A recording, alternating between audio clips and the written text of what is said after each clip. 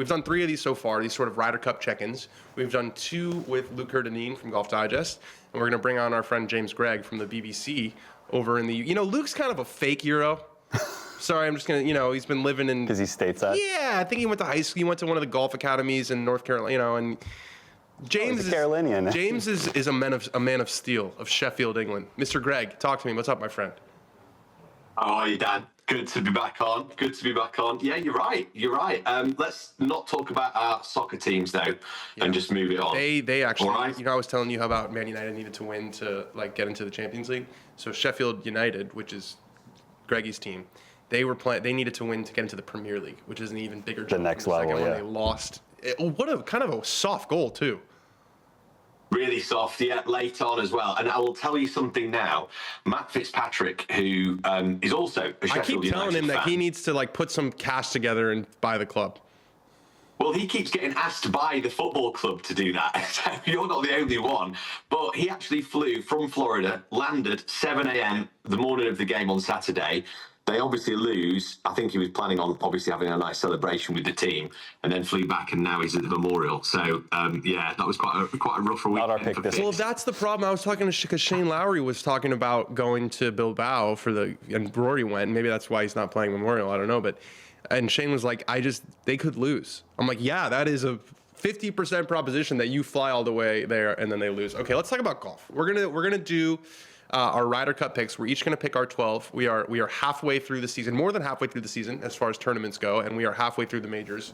So we're going to do a checkup here. We're going to do a checkup after the U.S. Open, and then we'll probably do as many more as I want. There's no rules. Okay, I will start first.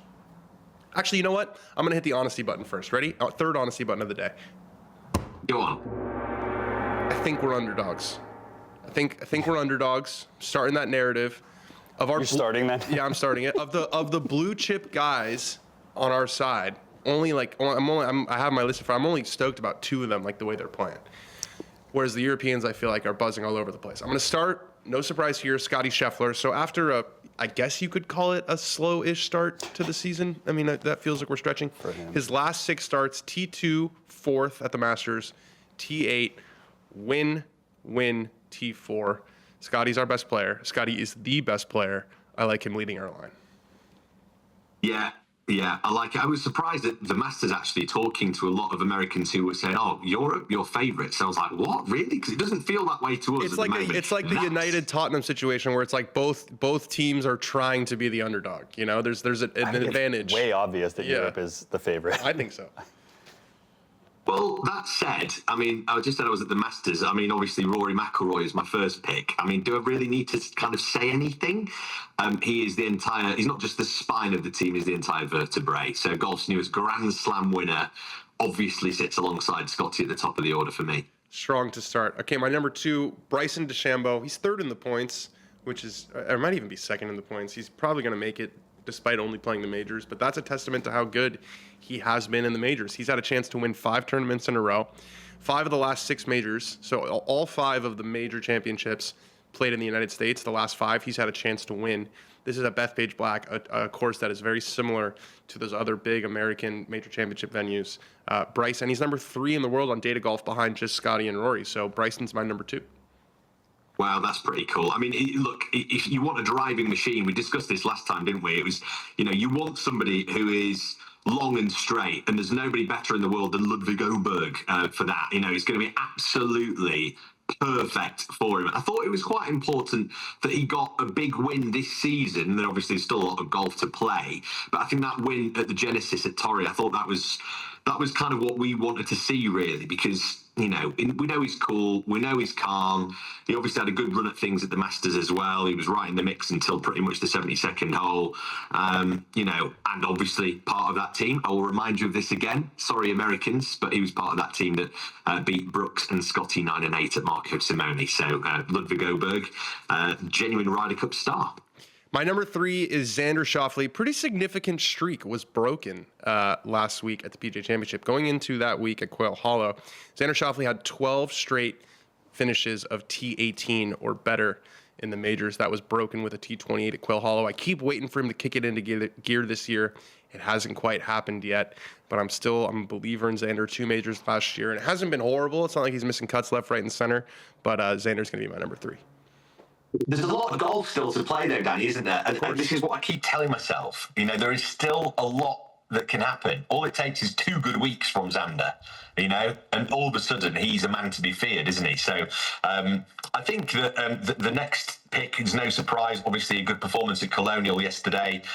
Tommy Fleetwood, you think back to the 16th tee at Marco Simone, you think back to Paris, him and Francesco Molinari, absolute.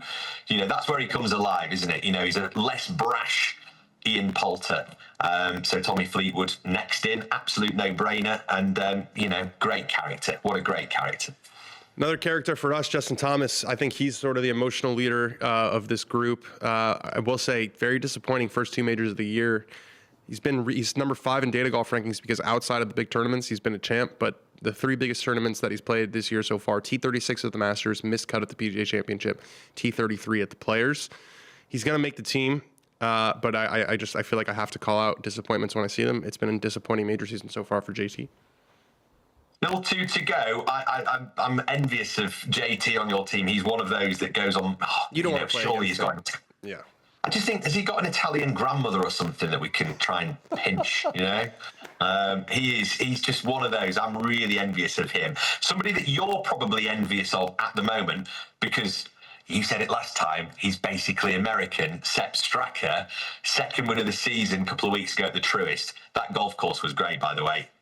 More time for that another time. But I think he's great. He's just cold-blooded. And actually, in the same way that Ludwig Oberg is going to be so unperturbed by a very rowdy crowd at Bethpage Black, I think Sepp Straka, it's all water off a duck's back to those two. So, he's a Georgian, but he's got an Austrian passport, so we'll have him. The Georgia guys call him the Austrian redneck, so I'm still taking ownership over him. My 5th pick is Colin Morikawa. He called his standard of play at the PGA, I think it was embarrassing or something like that. Sean Zock, who's got a second shot on the show, had a story about that.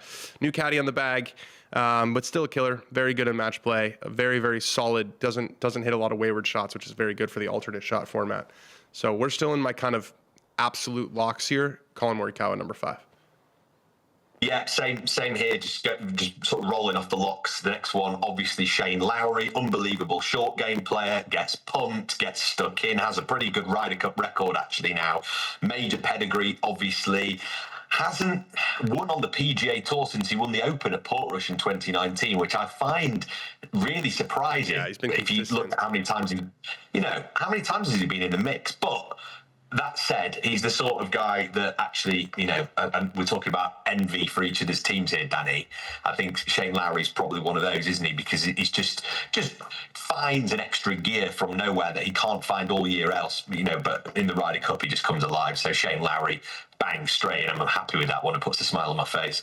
So my next one I was gonna say is another lock, but I have demoted him to probable. It's Patrick Cantlay.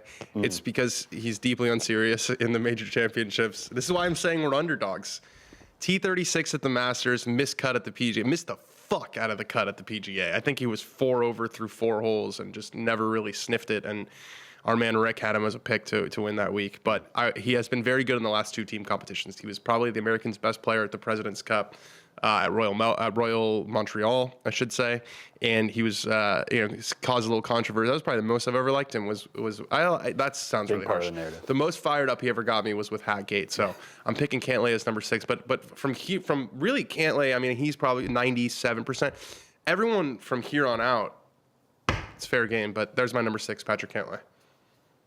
Okay. The next 2 of mine are LIV golfers. So I'll start you off with Tyrrell Hatton, won the Dubai Desert Classic in a very strong field. I like their top 6 better than even their top 6 I like better.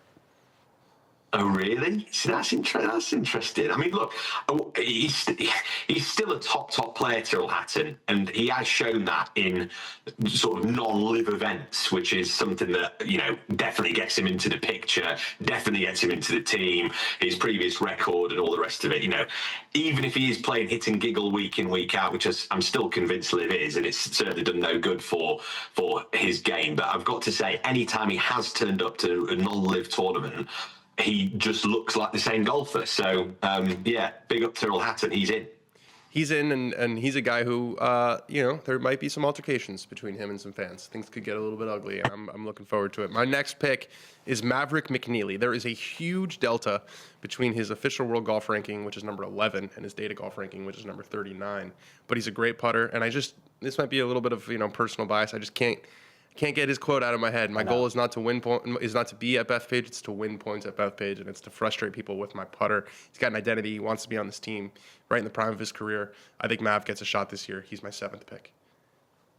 As you know, I cover like 40 PGA Tour events wire to wire every single year, and he is somebody that I just think would be such a good Ryder Cup player. I have a feeling you're going to say somebody else who I will also put into that bracket. But yeah, big fan of his. And also, you talk about that big gulf between the data golf and the official world golf ranking. Surely you'd have it that way round rather than the other way round, because that shows that he's got something. He can dig in and actually squeeze every last drop out of the numbers.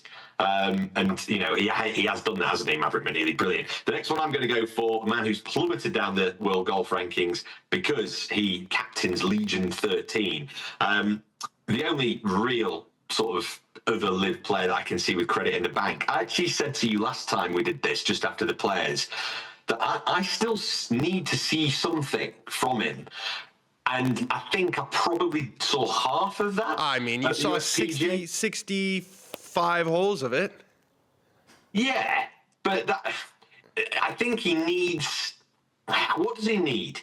If he has one more top 30 in the remaining 2 majors, he's absolutely in. I just need to see one more thing from him. And I don't know why that is, because I love Jon Rahm, and I think he's amazing to watch. And he's definitely got all the attributes of the Ryder Cup. Great driver of the golf ball as well, Danny, isn't he? But I don't know.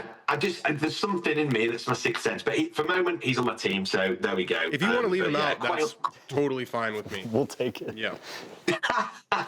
Because you're saying that, I won't then. Is it definitely in? Yeah, he's not someone that I want to play against. My next guy is Denny McCarthy. He came up in a random player generator for the PGA, and I said I wanted to see, like you said, you wanted to see something out of Jon Rahm. I wanted to see something out of Denny McCarthy in a major championship. He finished 8th at the PGA. I love to see it. He's the best putter on God's green earth. He has been for a while. He's only 6th in strokes gained putting this year, so it must be an off year. But I want our Ian Poulter. I want our guy who it doesn't look pretty on the range, and you look around, you're like, how am I 2 down to this guy? How does he keep making 12 footers for par? I think that putter with those crowds, and Denny's a fiery character. I'm going with Denny. I think this is the year. Absolutely, yeah, he's brilliant. I actually think there was a case for him being in Marco Simone, but there you go. He was that video you put up of him practicing his putting at Quail Hollow, Danny. It was strange because it seemed to me to be about 6 hours long, that video, because I was just holding it. And just watching it over and Steph over again. Curry shoot threes. You know what I mean? It was like watching prime Justin. This is not gonna mean anything to you. It was like watching prime Justin Tucker's hit 40-yard field goals. So it's just right down. The putt. It was a 6-foot putt. I would have bet my left testicle that it didn't miss, and it went right in the middle. Don't do that. That could be foolish. Bobby McIntyre is my next one. He played great on debut, didn't he, last time around? Partnered Rose brilliantly, and then goes on to win twice last year, and had a good week at Colonial, and keeps putting in solid performances, doesn't he? I think he is also not just a 2 or 3 times a week player now at the Ryder Cup. I think we could well see him in kind of 4 or 5. I think he's that sort of player, and he's absolutely going to be on the team. I think Europeans will be even more buzzed about him if he can, maybe defend the Scottish or have a good week at the Open or something like that. But Bobby McIntyre, bang, straight in. Yeah, I think he's comfortable. Now. I think there was a little bit of sad boy energy his first year or so on tour. That seems to be gone. He's been really consistent. My next guy, I would like to buy a Dan Berger. Daniel Berger. You like that? It was a little Pink Panther. Also missed the cut at the Colonial, but he's been really, really consistent this year. I've just kind of had a hunch. These last 3 guys, McNeely, McCarthy, and Berger, I feel like they're going to be on the team. And Berger's been really consistent this year. Hasn't had sort of the top-end finishes that you would like to see. And also he's one of the lowest ball hitters on the PGA Tour. But I think Daniel Berger gets back in the picture this year. He is my 9th pick. He oozes class, Danny. I like that for a pick. Okay, the next kind of few. So this guy I said last time, Thomas Dietrich, the big hitting Belgian, obviously won at an absolute canter at TPC Scottsdale winning the Phoenix Open. Has he done much since? No, he hasn't really, let's be honest. But he's a bit of a... He's a classic kind of all over the place player in the sense that you don't really know what he's going to do next, but I think that suits him absolutely perfectly in match play. So I've got no issue with him being on the team in a Ryder Cup setting. He does need to kind of continue something throughout the next few months to, again, sort of keep that buzz amongst the European fans. But I think I referred to Nicholas Colsaerts last time and obviously Thomas Peters, two of his countrymen. And they did all right in Ryder Cup play because they were basically cut from an identical cloth. He's still in there for me at the moment, Thomas Dietrich. Okay, my 10th pick is Harris English. We got some experience here, which is nice. I think he would be the oldest guy on the team of the ones that I have named. Won at Tour this year, just finished tied for second in a major. He's way up there on the points because of that tied for second. He's also a bit of a U.S. Open doctor. He finished fourth in 2020, third in 2021, tied for eighth in 2023. I'm expecting another good finish in the U.S. Open from Harris English. And this is more kind of a function of the guys who aren't playing well. I'm going to wait to get to my sort of honorable mentions until after, but these last three spots for me are very much open. Harris English is number 10. Well, I've got some new faces from the last time around, which was just after the players, like we said. So here we go then. Out go Steven Jaeger, Aaron Rai, and Rasmus Niergaard Peterson. And in come, well, three. I'm gonna start with Victor Hovland. I was going to say, I was surprised he wasn't there before. Well, he's won the Valspar, but Danny, he was all over the place. He was basically being schizophrenic about his golf game, wasn't he? He wins. He doesn't know what he's doing. He wins. He wins by accident. Yeah. The thing is, you're absolutely right with that, because when he won the Valspar, that interview he gave after was extraordinary, wasn't it? Where he was saying, I wasn't really sure where I was hitting it. It's like, come on, you've just beaten Justin Thomas down the stretch at Innisbrook. Anyway, it did make me think, yeah, you're in. You're in now. Yeah. So there we go. And actually, with a nice little stretch of really tough courses to come, I think we could see him, do all right and come into the Bethpage Black in probably the best form he's been in for a couple of years. I'm putting the over/under on 2.5 coaching switches between now and Bethpage Black. But he's the constant, and he'd do okay with each one. My next guy, this guy's way up there in data golf, Russell Henley, another guy who. The first two, he won the biggest tournament of his career at Bay Hill. He beat Colin Morikawa. Everyone's loving him at Augusta, Georgia. Boy from Georgia, lives in Georgia, went to Georgia, misses the cut. PGA Championship, misses the cut. 2 missed cuts in the first 2 majors of the year. Not very good. But he is super steady and kind of fits the sort of Morikawa mold, I would say, where it hits a lot of very, very straight golf shots. It'll be I could see him playing 3 times, playing the 2 alternate shot, the 2 foursome sessions, and then singles. I'm going with Henley, my number 11. He is also your natural partner to Scotty, isn't he? We saw that at the President's Cup. So I'm fearing that particular partnership. My next one is, so out goes one Rasmus, in comes another Dane called Rasmus Højgaard. 2 reasons, mainly because I think he's absolutely going to be on the team. I looked at the points list and the guy's third, cemented, pretty much a lock. So I've kind of got to include him because he's probably going to be there.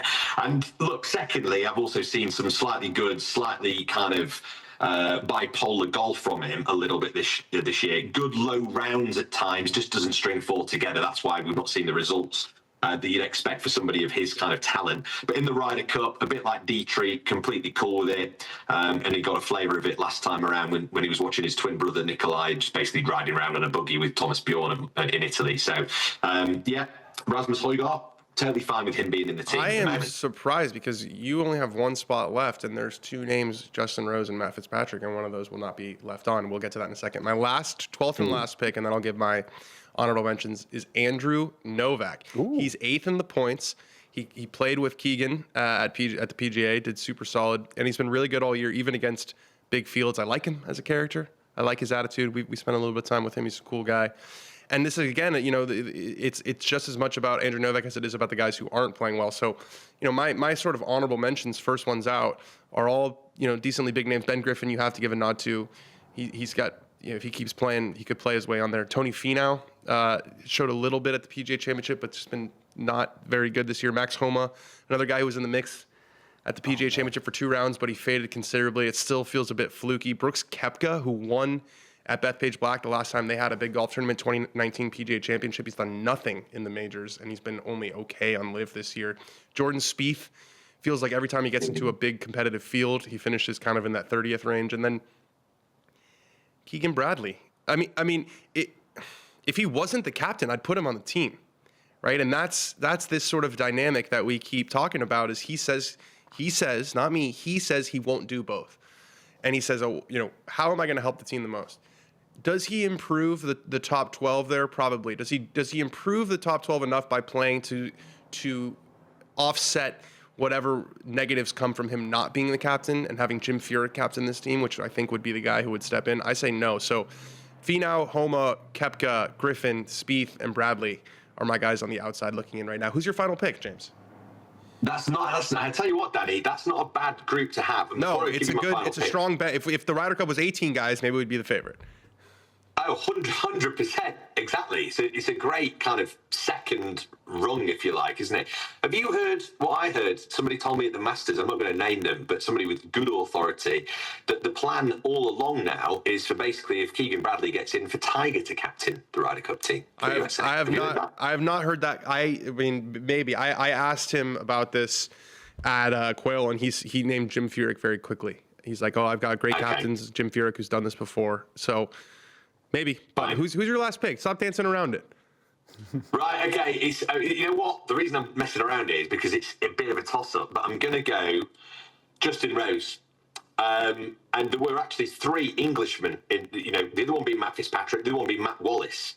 I'll talk about those other 2 in a sec, but Rose purely because of his showing at the Masters, the fact he's had top 10s at Pebble and at Bay Hill this year, and obviously is Justin Rose. He was also second at Troon. He's got, he was second in 2 majors in a row. That's true, exactly. So, look, what a man to kind of have involved. And he is still a top 20 player, officially. So, the summer is his wheelhouse, actually, where he does really kind of hit form. Fitzpatrick, great top 10 finish at the USPGA. Was right in the thick of things, wasn't he? Just finished really poorly. Just 3 holes that, if he'd have finished tied 3rd or whatever there, then everyone's going, oh, well, he's got to be in. I think it's strange, isn't it, how 3 holes can kind of change everybody's perception. His Ryder Cup record isn't amazing, I think, by his own admission. That is generous. 1 point from, 8 matches?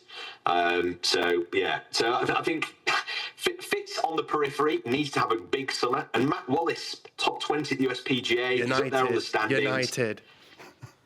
Yeah, that's right. Yeah, he's a big United fan, isn't he? So I think that his character and temperament would be great, but he needs, both of those 2 of the players that I've mentioned need to have a big few months in the lead up. But yeah, they're all in the mix. But you know what? It's hilarious. You've named like 6 guys outside of your team there that are on the periphery. I can't do that. So, let's just hope. Well, the good news is you only need 12. You only need 12, and I think. Well, that's true. I think your list. If I would probably sub Rasmus out and put Fitzy in just because he's had 2 solid weeks in a row and he's a bit more proven. It's a scary group.